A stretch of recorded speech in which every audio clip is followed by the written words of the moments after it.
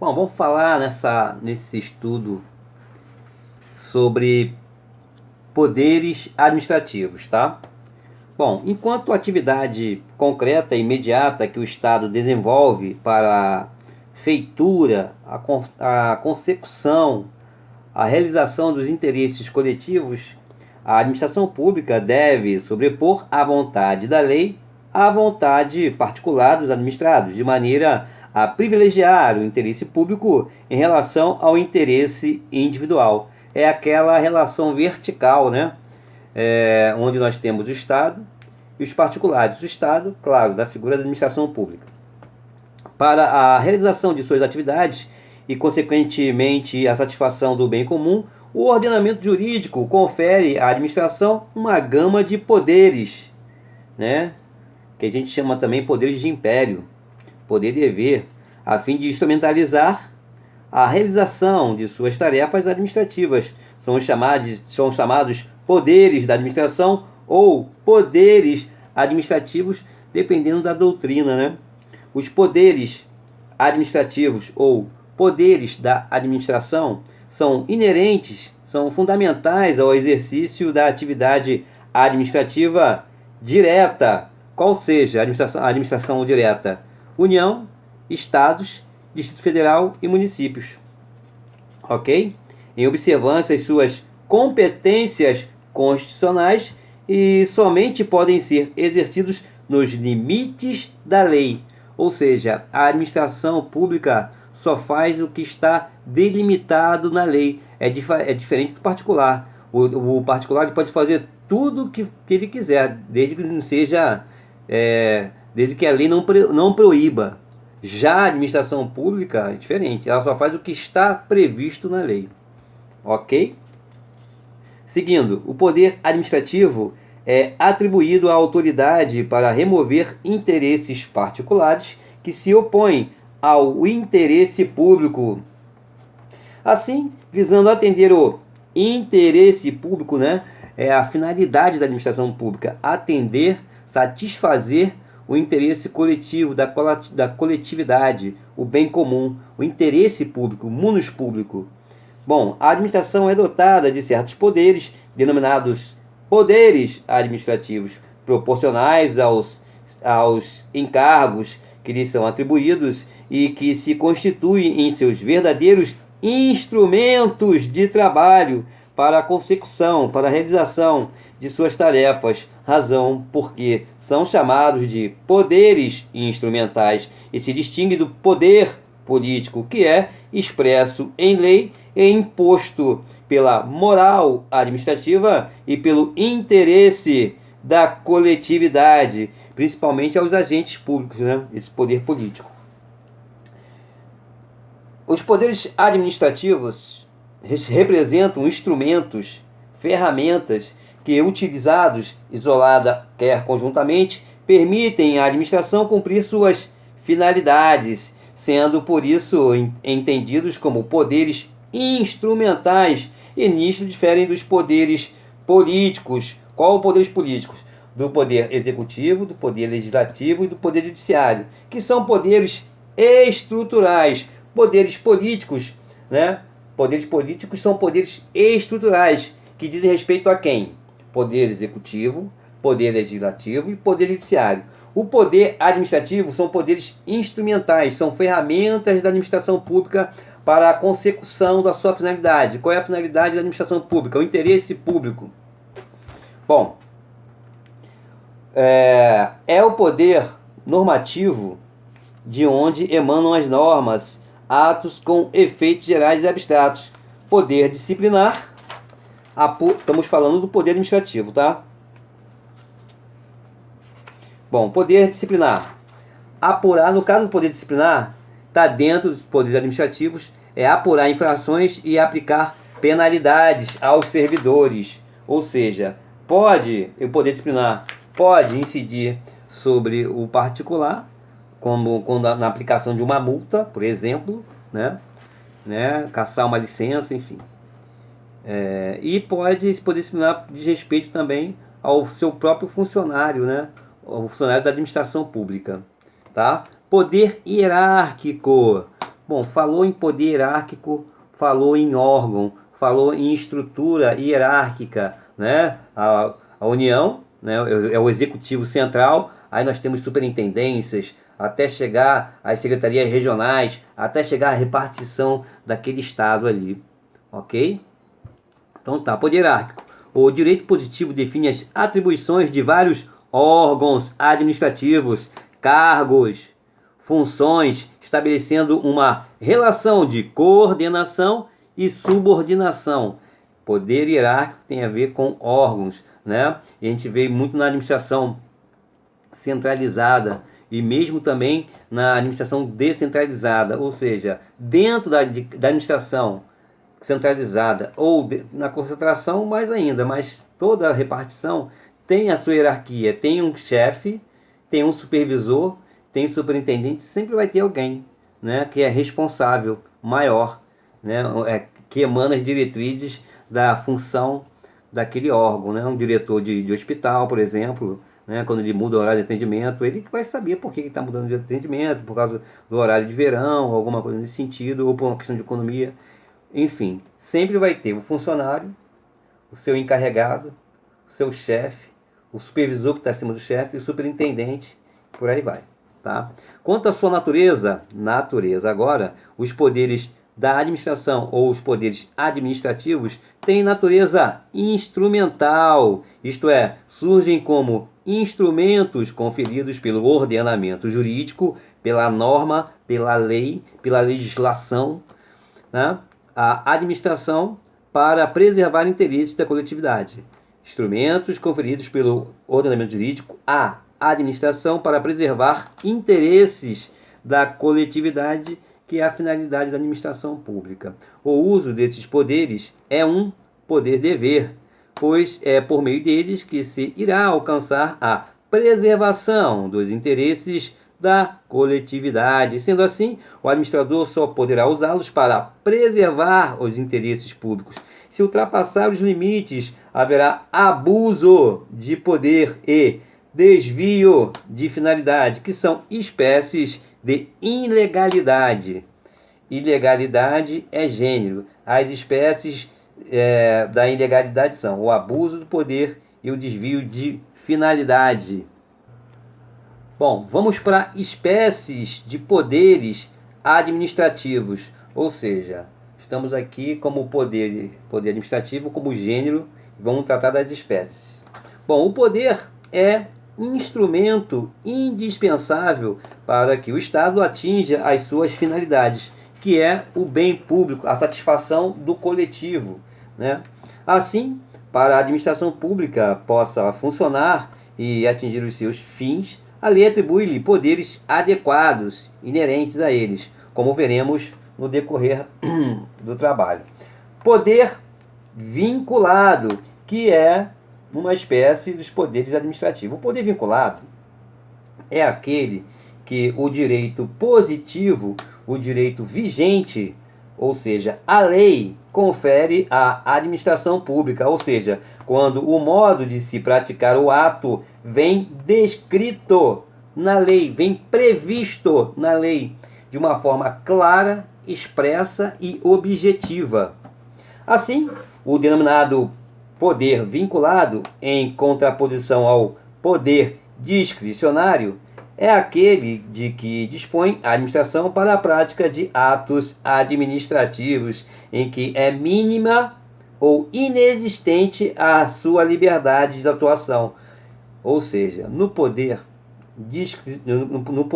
vinculado, né, a prática dos atos administrativos do administrador ou autoridade administrativa é mínima, ou então não existe nenhuma liberalidade, flexibilidade de atuação. Por quê? Porque nesse caso do poder vinculado, o administrador ou a autoridade administrativa, ela tem que cumprir o que está na lei. Ou seja, ela não tem poder de escolha, ela não tem opção, ela não tem dois caminhos a seguir, é um só. Está dizendo aqui: eu tenho que aposentar o funcionário que completa 70 anos. compulsoriamente, igual a obrigatoriamente. Então ele não vai dizer assim, não, eu vou deixar ele mais uma semana. Não. Ele tem que cumprir. Qual é o pré-requisito? 70 anos. Qual a idade que ele tem? 70, faz 70, então tem que aposentar. Ou seja, ele não tem discricionalidade no sentido de escolha por conveniência e oportunidade. Nós vamos falar sobre o poder discricionário. Bom, o poder vinculado é o poder que se utiliza a administração quando da prática de atos vinculados. Vinculados a quem? Vinculados à lei. Vinculado, ligado à lei. É aquele em que o administrador se encontra inteiramente preso, entre aspas, ao enunciado da lei, que estabelece previamente um único comportamento possível a ser adotado em situações concretas. Não tem escolha. Não existindo um espaço para o juízo de valores. E qual o juízo de valores que o administrador ou agente administrativo faz, a autoridade administrativa faz? Juízo de conveniência e oportunidade. Né? Então esse é o juízo de valores que a gente fala que é um mérito administrativo, né? É aquela escolha que cabe ao administrador. O mérito administrativo cabe ao administrador. A supervisão do ato administrativo quanto à legalidade cabe ao Poder Judiciário. Inquestionável isso. Bom, como exemplo, temos o servidor que, ao completar 70 anos, o administrador tem que aposentá-lo, pois a lei prevê. Todos os atos administrativos são vinculados quanto aos requisitos de competência, finalidade e forma. De novo, porque é importante. Todos os atos administrativos são vinculados à lei, quanto aos requisitos de competência, finalidade e forma.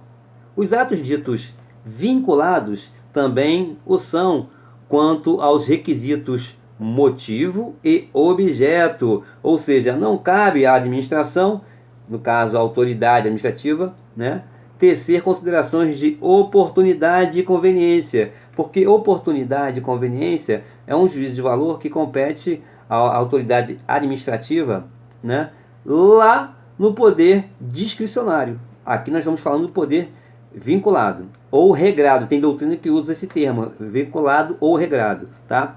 Bom, não cabe à administração tecer considerações de juízo de valores em relação à oportunidade e conveniência quanto à sua prática e nem escolher seu conteúdo, ok? No poder discricionário vou dar mais exemplos, tá? Mas o poder vinculado é aquele que está previsto na lei e é cara crachá, leu, aplicou. Não tem margem de escolha, não tem juízo de valores, oportunidade e conveniência. Bom, o poder vinculado apenas possibilita a administração executar o ato vinculado, apenas o ato vinculado, quer dizer, um só. Ele não tem escolha, não tem juízo de valores, tá? Nas estritas hipóteses legais e observando o conteúdo rigidamente estabelecido na lei. Rigidamente estabelecido na lei. O ato que se desvie dos requisitos minuciosamente previstos na lei será nulo de pleno direito e caberá à administração ou Poder Judiciário declarar sua nulidade. Ou seja, a partir do momento que o ato é nulo e a administração se omite, o Poder Judiciário, se acionado, com certeza vai aplicar a lei, né? E vai anular o ato. Tá ok? Então, o que é importante do poder vinculado é o seguinte: todos os atos administrativos são vinculados quanto aos requisitos, competência, finalidade e forma.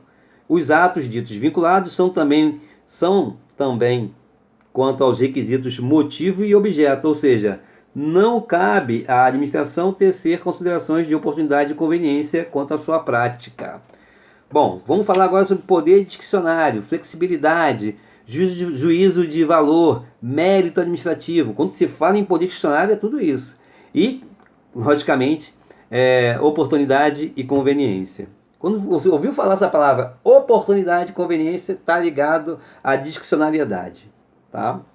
Poder discricionário é o conferido à administração para a prática de atos dessa natureza, ou seja, é aquele em que a administração dispõe de uma razoável liberdade de atuação, podendo valorar a oportunidade e conveniência.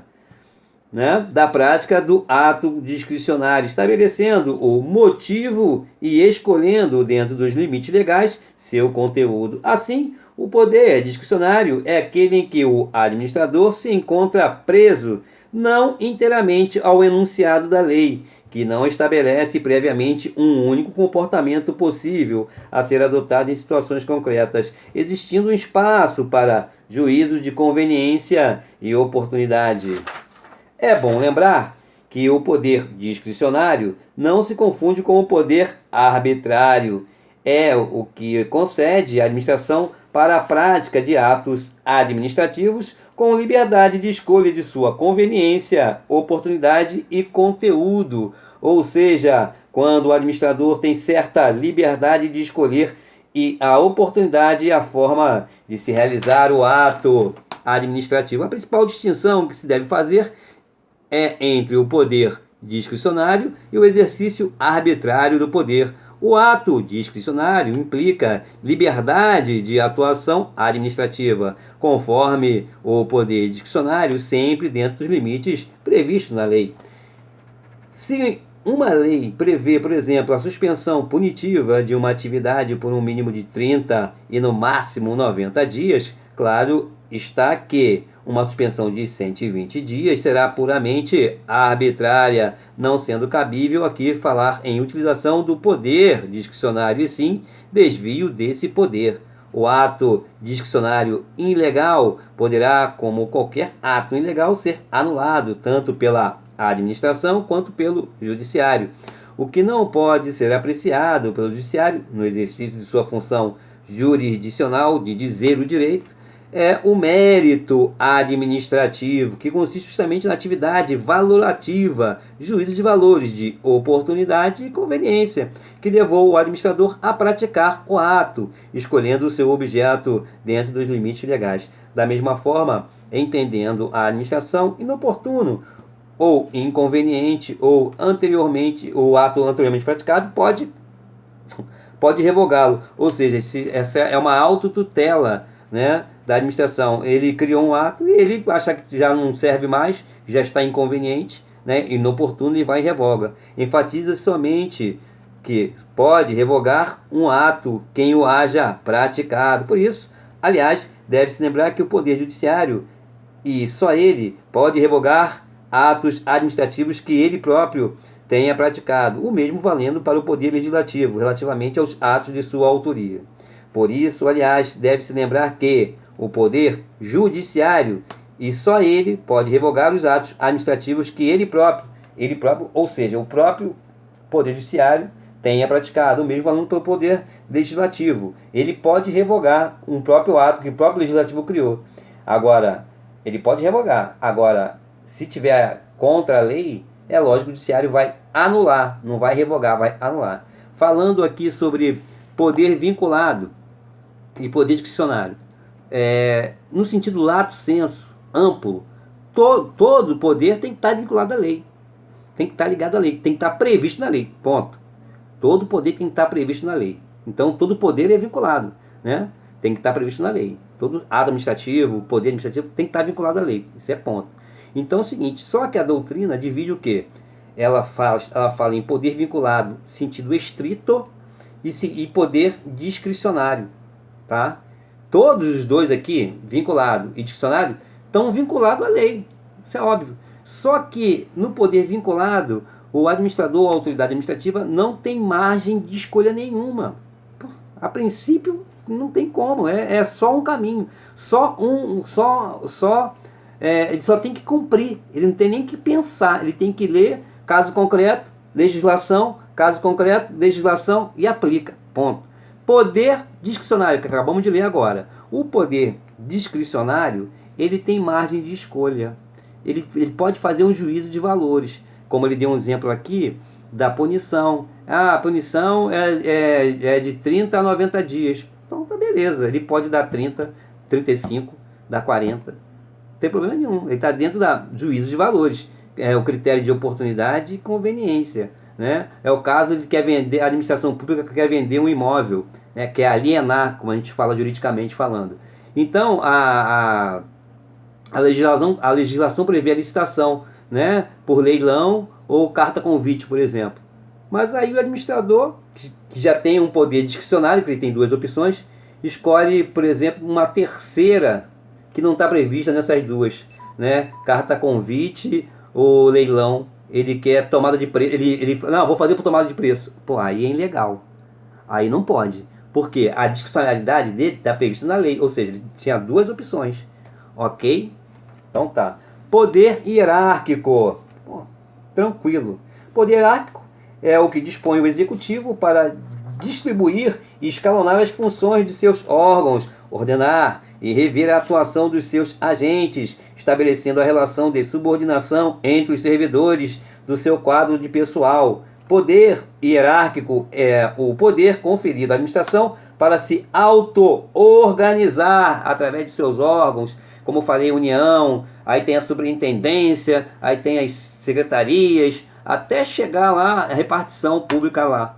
Todo órgão, toda estrutura, né, organizacional tem uma hierarquia, tem um chefe, tem um supervisor, né? Isto é, para distribuir as funções dos seus órgãos, estabelecer campos de atuação e fiscalizar a atuação dos seus agentes. Por exemplo, quando um determinado servidor ingressar na administração, já saberá quem é o seu superior hierárquico, de quem irá cumprir ordens e a qual deve obedecer. Tá? Sendo assim, poder hierárquico ou princípio da hierarquia, dependendo da doutrina, é o poder de, na forma da lei, previsto na lei, distribuir e escalonar suas funções, competência para saber como ordenar, coordenar, controlar e corrigir as atividades administrativas, dando ordens e fiscalizando o seu cumprimento, delegando e avocando, avocar, chamar para si. E ela também tanto como a delegação, ela é temporária. Delegando e avocando atribuições, revendo os atos dos agentes inferiores ou princípio da autotutela. Ou seja, ela declara um ato e ela mesma pode revogar. Princípio da autotutela. É típico da função executiva, ou seja, administrativa, de todos os poderes, como o executivo, legislativo e judiciário. Quer dizer o seguinte, que lá no poder legislativo tem uma hierarquia nas suas repartições, nas suas sessões. Lá no poder judiciário tem uma hierarquia. O órgão máximo lá do poder judiciário é o STF. Aí vem STF, STJ, tribunais, né? São tribunais superiores, aí vem os tribunais, aí vem juiz monocrático, juiz sozinho ali, juiz singular, juiz de primeira instância. Quer dizer, tem uma hierarquia, né? Então ele está dizendo aqui bem claro na doutrina que tanto o poder executivo, legislativo e judiciário tem o poder hierárquico, até porque para poder desenrolar a sua funcionalidade, né? Aquele que passa no concurso público, ele entrou, ele já sabe quem é seu chefe, quem é seu superior hierárquico, para quem ele vai responder. Bom, não há hierarquia na função legislativa e jurisdicional, ou seja, não existe o equilíbrio dos poderes, né? Não, o poder judiciário é hierárquico, ele está acima do poder judiciário, depois poder judiciário, legislativo e executivo. Não existe entre os poderes hierarquia, tá? Hierarquia caracteriza-se pela existência de graus de subordinação entre os diversos órgãos e agentes do executivo, né? É o poder hierárquico que permite à administração estabelecer tais relações, distribuindo as funções de seus órgãos e agentes conforme tal escalonamento hierárquico. Como resultado do poder hierárquico, a administração é dotada da prerrogativa de ordenar, coordenar, controlar e corrigir as atividades de seus órgãos e agentes no seu âmbito interno. Do exercício do poder hierárquico decorrem as prerrogativas do superior para o subordinado, de dar ordens, fiscalizar, rever, delegar e avocar, chamar para si a atribuição que é do seu subordinado temporário, junto ou então delegar uma função, um serviço para o seu funcionário. Estou delegando, olha, faz esse serviço para mim, né? Todos têm caráter temporário, a delegação e a avocação, tá?